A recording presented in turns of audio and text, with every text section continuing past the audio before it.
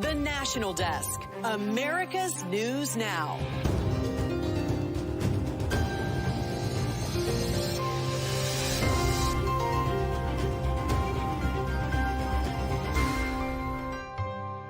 Final day.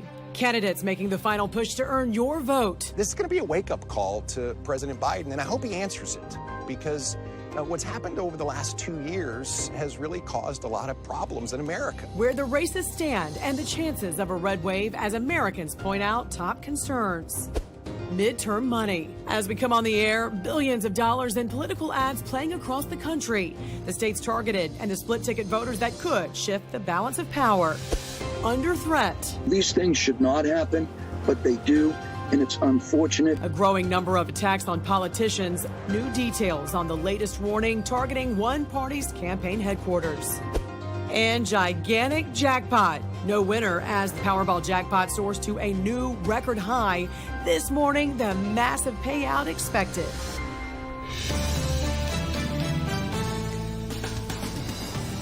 Live from the nation's capital, this is the National Desk, America's News Now. It's Monday, November 7th. I'm Jan Jeff Coda. We do start this morning together just a day away from a possible power shift on Capitol Hill.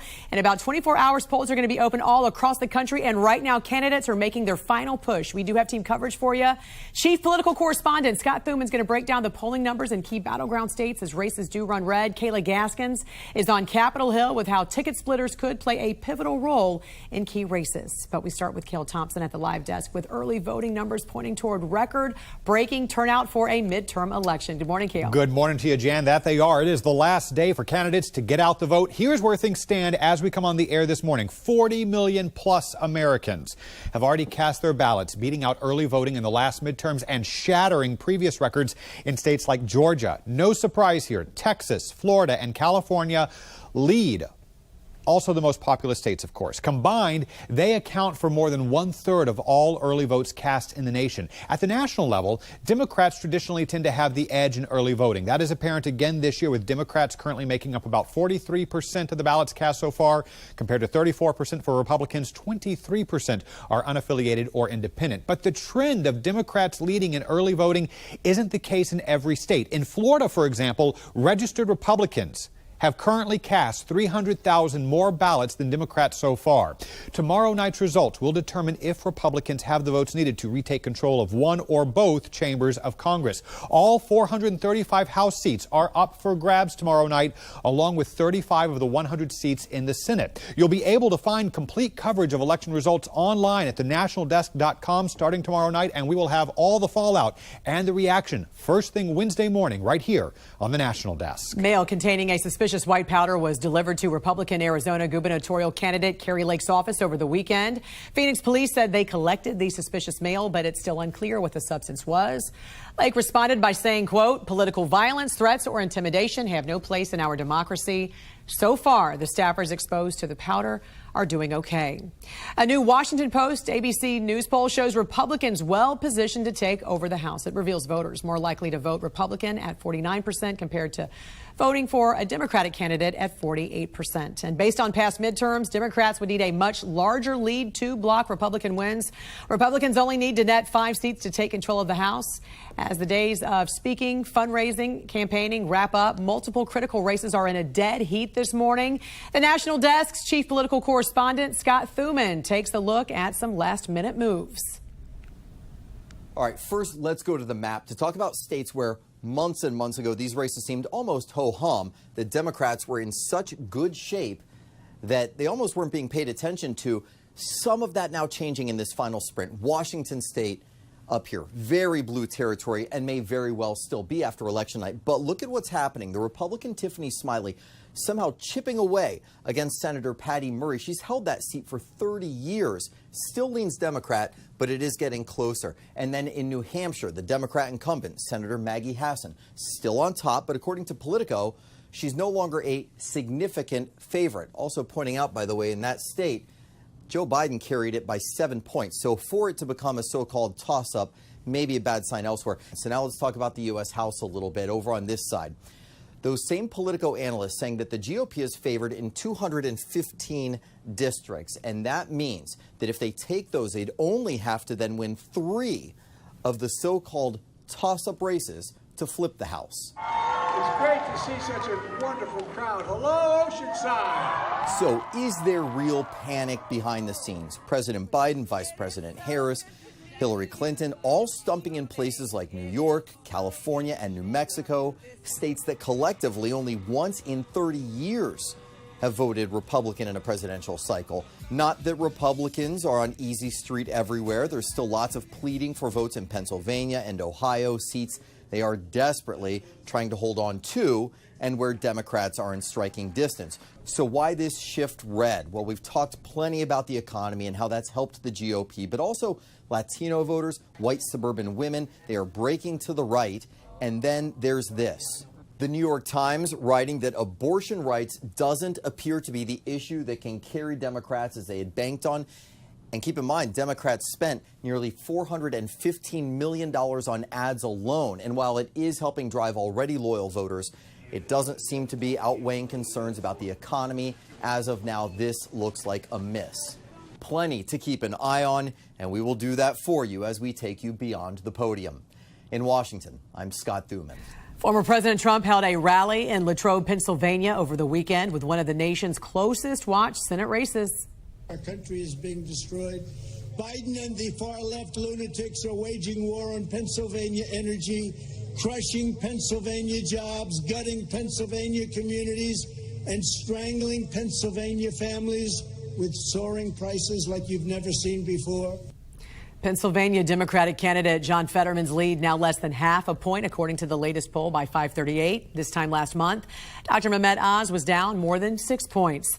The GOP could also win a historically Democratic county in Florida for the first time in 2 decades. Early voting numbers show Republicans showing up to vote more than Democrats in Miami-Dade County. Just 6 years ago, Democratic presidential candidate Hillary Clinton won Miami-Dade County by nearly 30 percentage points. As the momentum over the last few weeks shifts largely in the Republicans' favor, some Democrats are already starting to play the blame game. The National Desk's Christine Frizzell reports that they're pointing fingers at those inside their own party. With early voting now wrapped up in many parts of the country, a quiet calm before what many Democrats predict will be a savage storm. I am not happy. I just think that we did not listen to voters in this election, and I think we're going to have a bad night. While polls show tight races for several swing state Senate seats, they were races dominated by Democrats until a few months ago. A new ABC News Washington Post poll revealing top issues for likely voters could help Republicans, trusted to handle the economy, inflation, and crime by double-digit margins. We're getting crushed on narrative. We're going to have to do better. Democrats time and time again blaming not what has been done, but what's been said and not said by fellow Democrats. They became inflation deniers. And that really, I think, is a stupid strategy. Even President Biden, a target of blame for these comments he made on coal. We're going to be shutting these plants down all across America and having wind and solar. West Virginia Democrat Joe Manchin responding in a press release that President Biden's comments ignore the severe economic pain the American people are feeling because of rising energy costs. But some Democrats are expressing optimism, not only about their party's accomplishments, but also its messaging on issues they say matter most. I know what their closing argument is that when this country is going through tough times, whether it's a pandemic or inflation rising, who is really going to have your families back? Others hoping the issues they have campaigned on, like abortion rights and defending America's democracy, will resonate. We're not perfect, but we are responsible adults who didn't attack the Capitol on January 6th, didn't try to whitewash it. Don't pretend we're for law enforcement and then ignore 140 cops getting beat up on that horrible day. The focus now on Election Day. Many Democrats already rethinking their political strategy for the future. I'm Christine Frizzell reporting. Ticket splitters, those who vote for a Democrat for one office and a Republican for another office on the same ballot, are expected to play pivotal roles in key races tomorrow. National correspondent Kayla Gaskins joins us live this morning from Capitol Hill. And Kayla, many people, they do vote straight ticket, but some believe that's not going to be the case this time. That's right, Jan. So Georgia and Pennsylvania are two battleground states where ticket splitters could have a real impact. Georgia has two big competitive races. So for governor, Brian Kemp is vying for a second term against Democrat Stacey Abrams. And for Senate, Democrat Raphael Warnock is going for his second term against Republican Herschel Walker. And there's a similar dynamic playing out in Pennsylvania, where Democrat Josh Shapiro is up against Republican Doug Mastriano for governor. Shapiro is a heavy favorite for that race, but on the Senate side, it's looking a lot more competitive, with Democrat John Fetterman deadlocked with Republican Dr. Mehmet Oz. So this dynamic would suggest that people voting in Pennsylvania are voting for maybe a Democrat for governor and a Republican for the Senate seat. Now, in recent decades, increasing polarization has led to a large decrease in this type of voting, this split ticket voting. But this year, the phenomenon seems to be making a comeback, at least of sorts, in certain races. On Capitol Hill, I'm Kayla Gaskins for the National Desk, America's News Now. Thank you, Kayla. Republican Arkansas Senator Tom Cotton will not seek a bid for the White House in 2024. Over the weekend, Cotton did reach out to donors, supporters, and aides that he will not be launching a presidential bid. Meantime, aides for former President Donald Trump said he could make an announcement on a run after the midterms. In fact, as soon as Monday, November 14th. New this morning, Twitter now reportedly asking some laid-off workers to come back to the office. The National Desk's Angela Brown joins us right now. Angela, this is unusual here. How many workers do we know? I mean, actually, Jan, we do not have concrete numbers. In fact, it's Bloomberg, Jan, that's reporting this, that Twitter is asking dozens of workers to come back. The outlet's saying some workers may have been laid off by mistake. Others have experienced, apparently, that Twitter wants, according to Bloomberg. But either way, the rehires make up a small fraction of the workers let go. Over 3,700 employees were sent packing, roughly half of Twitter's staff. Employees were reportedly offered 3-month severance pay as well on top of everything.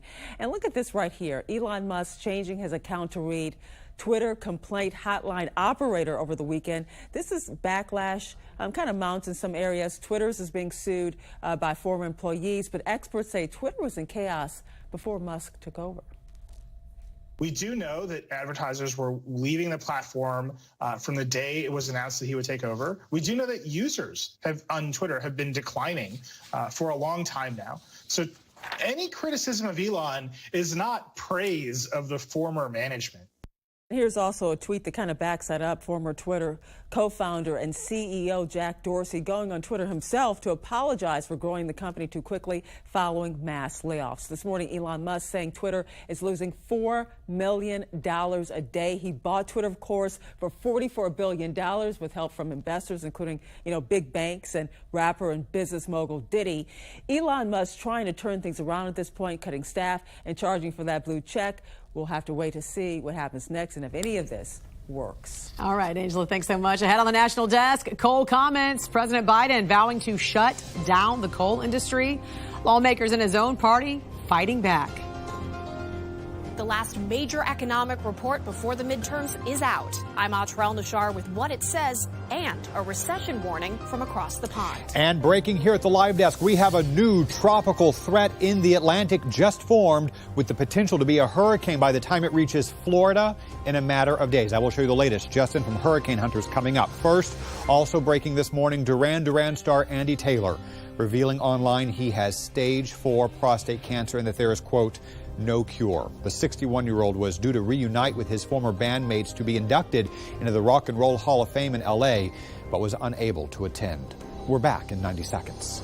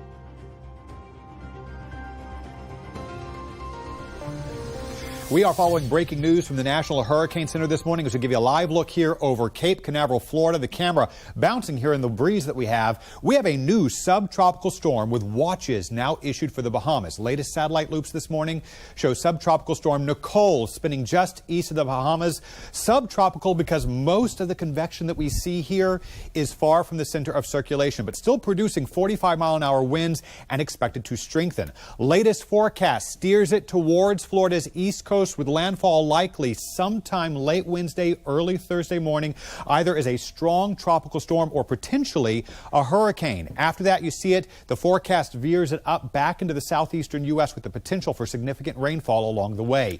Keep in mind, tomorrow is Election Day, and while we don't expect any direct impacts from the storm until after voting ends on Tuesday, the National Hurricane Center says it may have to start issuing tropical storm watches for parts of the coast as early as today. Another live look this morning, this time at Deerfield Beach near Boca Raton. Absolutely gorgeous start to the week.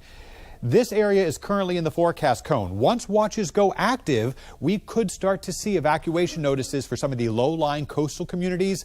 We'll get another update here a little bit later on this morning from the National Hurricane Center. This election cycle is projected to have cost Republicans and Democrats a combined $16.7 billion. That money is spread across state and federal levels. Senate races in battleground states lead in spending, with Pennsylvania at the top. And that explains why you're getting blasted with all those campaign ads. But some of those ads are actually violating rules of professional conduct. David Winter with our station in Cincinnati looks into who is paying for these ads and how they could impact candidates across the country. Conservative and liberal political action committees from out of state are pouring millions of dollars into Ohio races. These PACs know state Supreme Court races are deciding whether abortion is legal or how district lines are drawn, which can determine the makeup of Congress. These attack ads go against the canons of the Ohio Supreme Court and rules set out by the Ohio Bar Association. The OBA has now admonished these dark money groups on both sides of the political spectrum. Dark money because these groups can easily hide from where they are getting their donations. Judges aren't supposed to decide cases based on political preferences or the preferences of their supporters. They're supposed to decide them based on the law. And we don't, as a result of the way money comes into these races, often from dark money groups, we don't have a chance to know fully when those conflicts exist. The Ohio Bar Association on Monday sent a letter to one of these PACs, the Republican State Leadership Committee, asking it to take down an ad attacking Judge Marilyn Zayas, who is running for an Ohio Supreme Court seat against Judge Pat DeWine. Now the Bar Association has sent out an admonishment to a group favoring Zayas and attacking DeWine. Zayas told us she has no control over the ad, but thinks the PAC should pull it or change it. That was David Winter reporting. Turning now to the energy crisis, producers are slowing their oil field activity. The Wall Street Journal reports that American oil production will remain flat, offering little relief for consumers. Global oil prices averaged $100 a barrel last quarter. Democratic West Virginia Senator Joe Manchin demanding a public apology from President Biden over comments that he made about the coal industry. We're going to be shutting these plants down all across America and having wind and solar.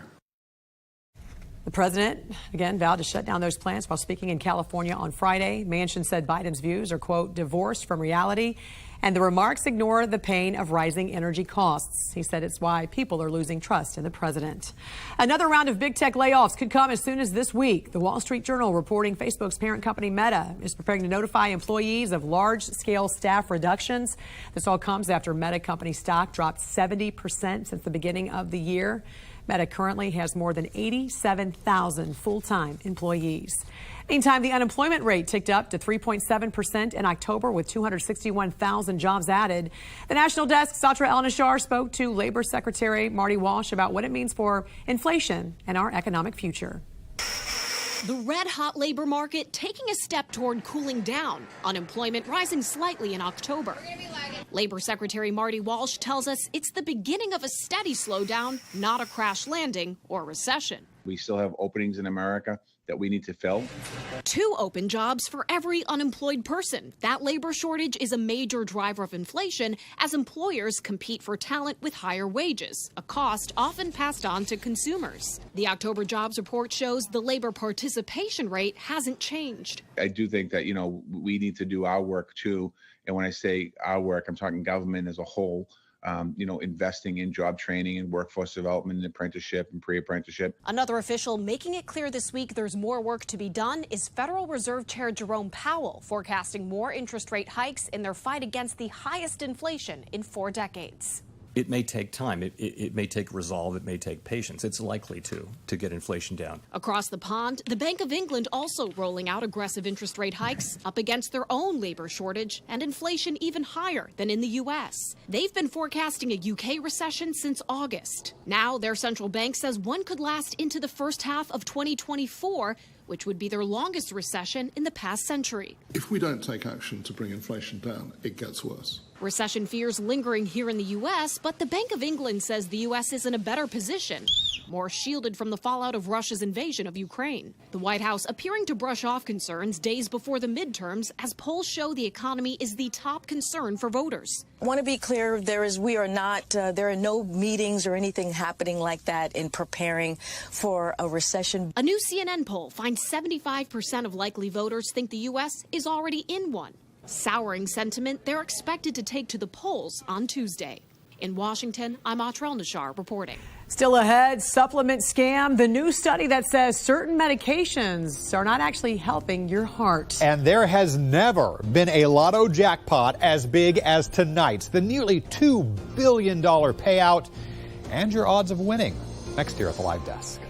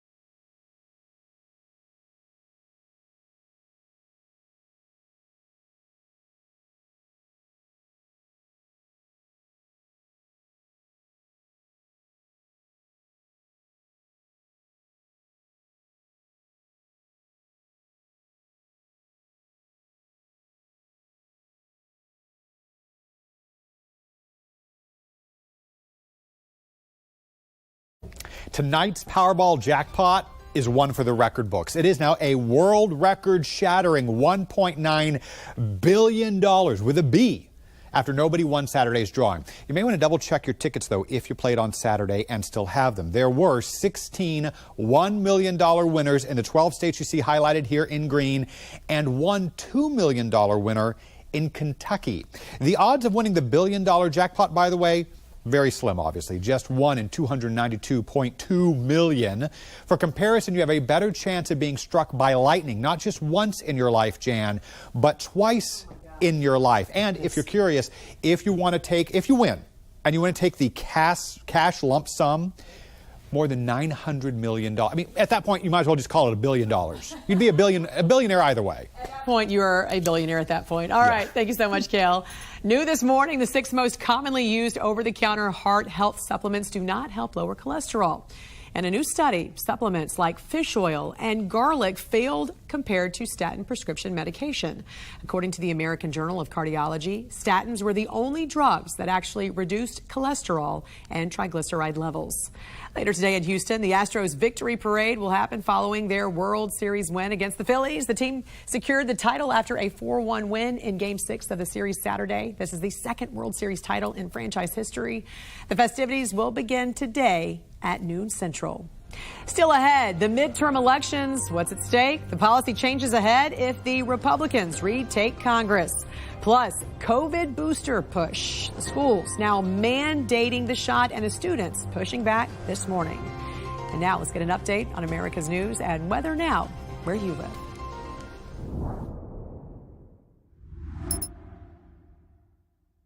Hi, everyone. I'm meteorologist Charlie Lopresti with a look at the Northeast. We have another very warm day by November standards in the Northeast. We're talking 60s and 70s. Parts of western New York will be a little bit cooler here. There's a front moving through. Look for a lot of sunshine during the course of the day today. Temperatures, again, there they are in the 60s and 70s. Now, you will notice a major change by Tuesday on your election day. Notice these high temperatures, for the most part, we're going to be in the upper 40s and low 50s. Enjoy. I'm meteorologist Jonathan Myers, and here's a look at the Mid-Atlantic region, starting the day potentially with a shower or two from Richmond south and east across the lower Delmarva into the Carolinas, but exiting by about lunchtime, and then sunshine and a nice warm day for our Monday. But this weather maker coming through, it is a cold front, so it will turn cooler behind it, actually significantly so after highs near 84 today. Could only be in the 50s and 60s for tomorrow. That's the scene here.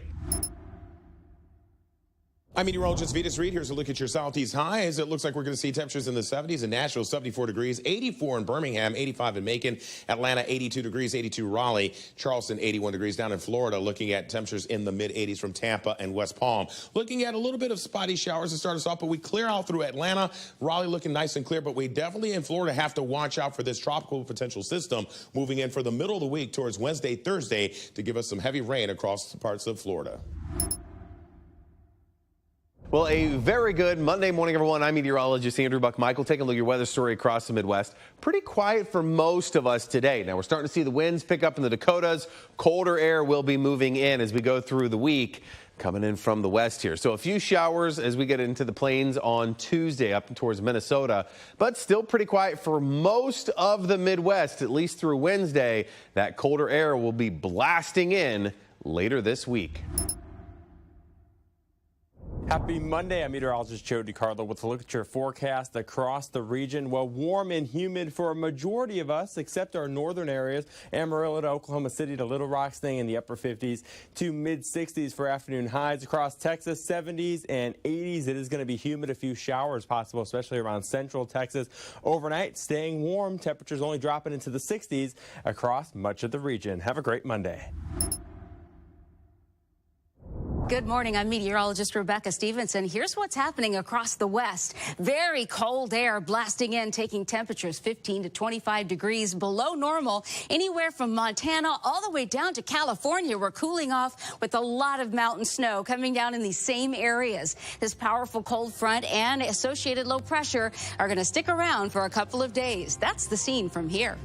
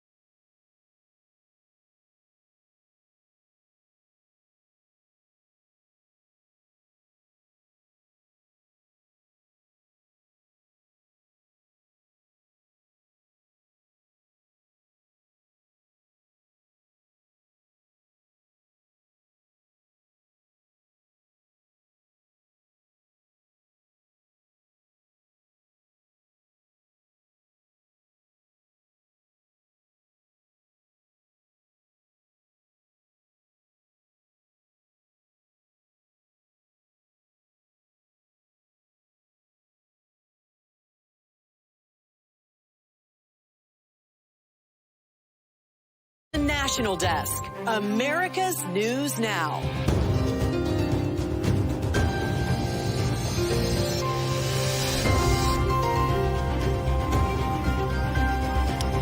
Live from the nation's capital, this is the National Desk, America's News Now. I'm Jan Jeffcoat. It's Monday, November 7th. Voters across the country are deciding which party will control Congress. This time tomorrow, many polls will be open for the midterm elections, and some areas are expecting record turnout.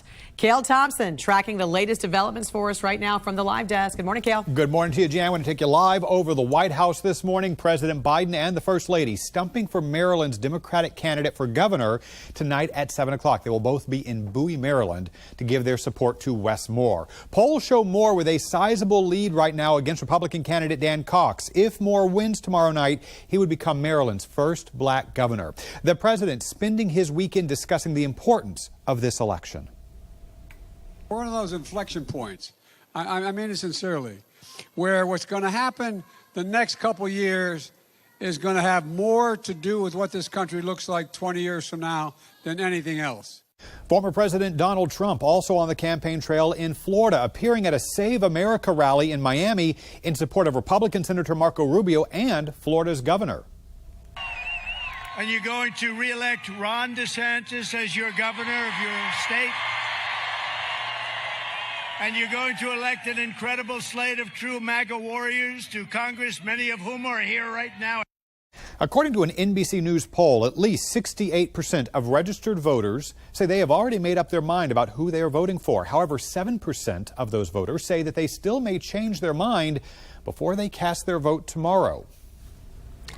All right. Thank you, Cale. Republicans stand ready to take control of at least the House and possibly the Senate as well. The National Desk's Kayla Gaskins is live from Capitol Hill. So, Kayla, let's talk about what happens if control of Congress flips. Let's start in the House first. I mean, that would obviously mean a new speaker. That's right, Jan. So if Republicans take control of the House tomorrow, it means new leadership, a new Speaker of the House, and House GOP leader Kevin McCarthy is eyeing that job. This also would mean a shift in the focus on the issues to what Republicans want to prioritize. McCarthy has already outlined a broad economic and border security plan the GOP would propose in the early days of taking control. Now, this means Biden's agenda for issues like abortion, climate change, and stricter gun laws would be sidelined. A Republican-controlled House would also be good news for former President Donald Trump. Most Republicans expected to return to Washington, and those that might be new freshman Congress members are all pretty loyal to Trump. And Republicans have also vowed their own investigations, January 6th style, into Hunter Biden's international business deals with China and what or if any role his dad would have played in potential involvement in those deals while he was the vice president of the country. They also promised to investigate the pandemic response and Dr. Fauci's leadership when it came to the shutdowns, vaccine mandates, etc. On Capitol Hill, I'm Kayla Gaskins for the National Desk, America's News Now. Thank you, Kayla. We're also looking into reports about violence at a political rally. This all happened at a rally for Democratic New York Governor Kathy Hochul Saturday night. Supporters and protesters got into a fight, and video even has showing a man choking a woman. Zeldin tweeted, "I have always condemned political violence of any kind, and Kathy Hochul must do the same. Her continued silence on her supporter choking out a woman simply exercising her First Amendment rights makes her complicit in this attack." South Carolina Senator Jim Clyburn said he believes democracy will be ending if Democrats lose the midterms. The House Majority Whip also compared his political opponents to Nazi Germany. I've studied history all of my life. Okay. I taught history. And I'm telling you, what I see here are parallels to what the history was in this world back in the 1930s. So, Congressman, in Germany, in Italy.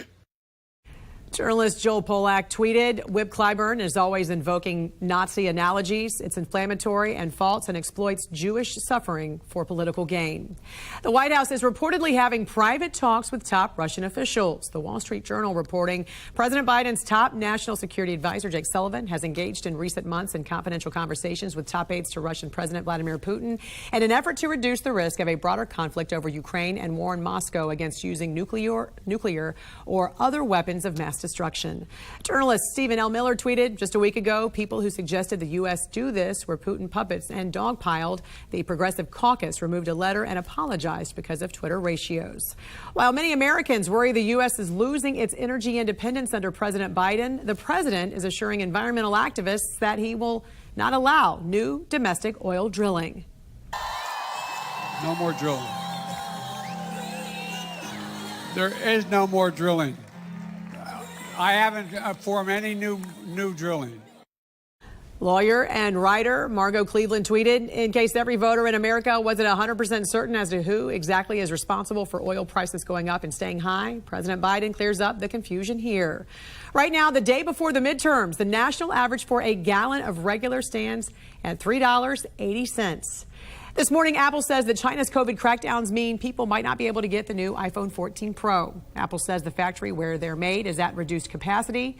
This highlights how China's zero COVID policy continues to use brutal tactics, at times barring their own citizens from travel or leaving their own homes.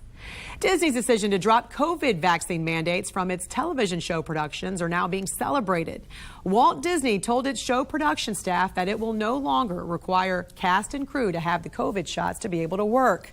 Acting union president Fran Drescher called it the right decision. To make that one vaccine the criteria for who is allowed to work, travel, dine, go to theater, etc., is an infringement on the Disabilities Act, the Freedom of Religion Act, and body sovereignty. We as a nation must be very careful that fear does not turn into fascism. About a dozen Disney shows will still require masking and testing. A handful of universities, meantime, mandating the new COVID booster, setting off a fresh round of backlash.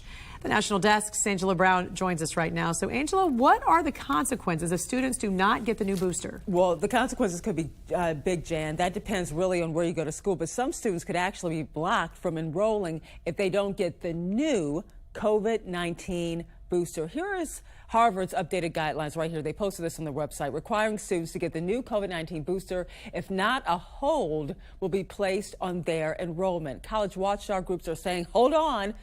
The decision should be up to the students.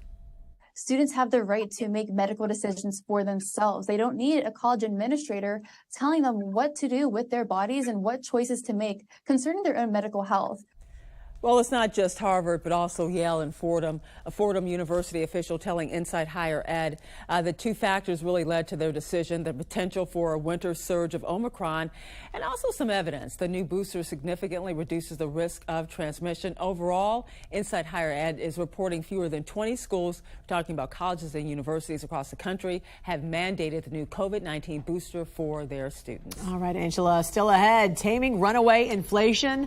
Former White House economic advisor Steve Moore is going to be here to discuss yet another federal interest rate hike, plus new numbers on job growth. That's all next right here on the National Desk. And missile tests turning into target practice. The chilling new information from North Korea this morning and the new threat to the U.S. next here at the Live Desk.